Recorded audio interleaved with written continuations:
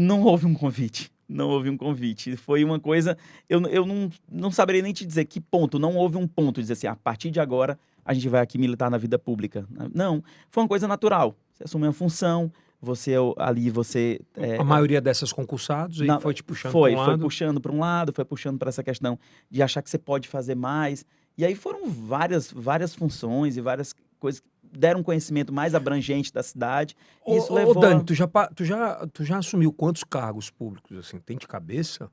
Foram muitos, assim, cargos públicos, muitos, de coordenador de programa social, de secretário de cultura, superintendente de desenvolvimento econômico. Muito ligado a povo. Muito ligado sempre a povo, muito ligado. Cheiro sempre de a povo, sempre a realidade de querer mudar mesmo ali alguma coisa, de se entregar, de querer ir para uma função e querer que mudar o resultado daquilo ali. Quando tu se via como gestor naquele momento, aquilo te remetia àquele Daniel lá atrás?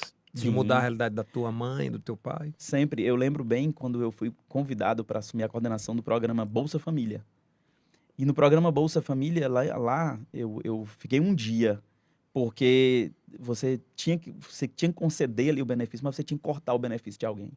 E eu não consegui. Eu não consegui porque eu me coloquei na posição daquela mãe que eu vivi, que Mas como recebe... assim? Você tinha que dar e cortar? É porque o controle do programa ele é muito rigoroso.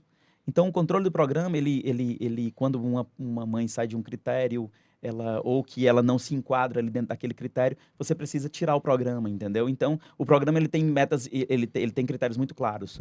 Então, tinha sempre um pente fino que tinha que ser feito. E eu lembro bem que eu não assumi porque eu teria que realmente... Aí tu não foi. Não fui. E com a parte técnica que você tem hoje, por exemplo, quando você escuta alguém falar assim, o Bolsa Família é esmola. O Bolsa Família é a geração de um bando de preguiçosos que sequer trabalham ou têm oportunidade. Tecnicamente, quando tu escuta isso, o que é que te vem à cabeça? Eu acho injusto. Eu acho porque a gente vive num país de extremas desigualdades. De extremas desigualdades de oportunidade. E eu posso falar porque a gente vive isso na pele. Você veio daí, a gente né? não está falando isso de um pedestal de alguém que está falando por dados técnicos. Fala por conhecer. Então, a gente sabe que quem nasce numa situação de que não tem oportunidade, de ter uma escola boa para estudar, a gente sabe que as desigualdades são muito grandes. A gente sabe que não há como dizer que uma criança lá que estuda na escola pública, com muita dificuldade, que vai para a escola com fome, que vai para a escola sem se alimentar, que a única refeição certa do dia que vai fazer a merenda da escola, que ela tem as mesmas oportunidades que quem estuda na escola particular.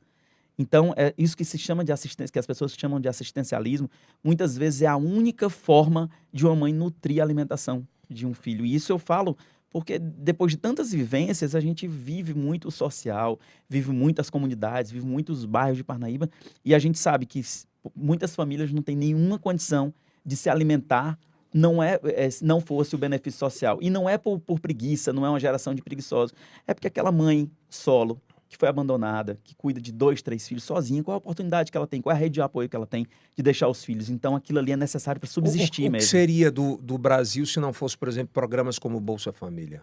Eu acho que nós seríamos ainda um país de ainda mais abismos sociais, né? Então, eu acho que todo o programa social ele tem que ser feito com base em um planejamento para ele deixar de existir.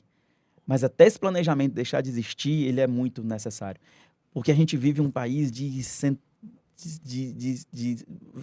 vários anos aí, de vários séculos de desigualdades sociais, desigualdade de oportunidades. Então, numa situação como essa, você não pode achar que a oportunidade é igual. E olha que louco que a gente pode falar sobre Sim. isso com muita tranquilidade. Você é um homem branco, Sim. que nasceu em periferia, que não teve muitas oportunidades pelo poder público e que venceu e correu atrás do seu sonho através dos estudos. Você imagina quantos negros que vivem em periferia, que... Eu assisti uma série esse final de semana que o cara ficou 7 anos, Kilson, preso injustamente. Injustamente. O cara sequer tinha cometido crime. Então, é muito louco trabalhar sobre isso e falar sobre justiça social, cara. Não é nem, como a gente fala, não é nem um lugar de fala da gente, a gente se sente incomodado e sente realmente o peso que isso tem na nossa sociedade. Então, é gritante, é gritante. Então, assim, eu nunca fui favorável desse discurso de dizer que o Bolsa Família forma uma massa de preguiçosos, ou que às vezes a gente ouve uma frase que eu acho extremamente injusta.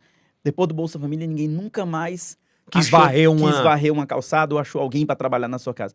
Sabe qual é o problema? Que as pessoas querem alguém para trabalhar para você por comida. Se fosse uma escravidão, você trabalhar, você ter uma pessoa que antes era dependente de alguém dar um prato de comida para poder subsistir. E hoje a pessoa não se submete a isso porque minimamente ela tem uma assistência. Então, eu ouço muito isso e sempre o mesmo discurso ele converge na mesma situação. Que ninguém acha mais ninguém para trabalhar. Não acha ninguém para trabalhar. Não acha ninguém para ser humilhado. Não acha ninguém para você pagar uma verdadeira miséria e achar que essa pessoa tem que depender unicamente dessa miséria para sobreviver. Então, nesse ponto que eu acho que os programas sociais eles são muito necessários ainda no Brasil.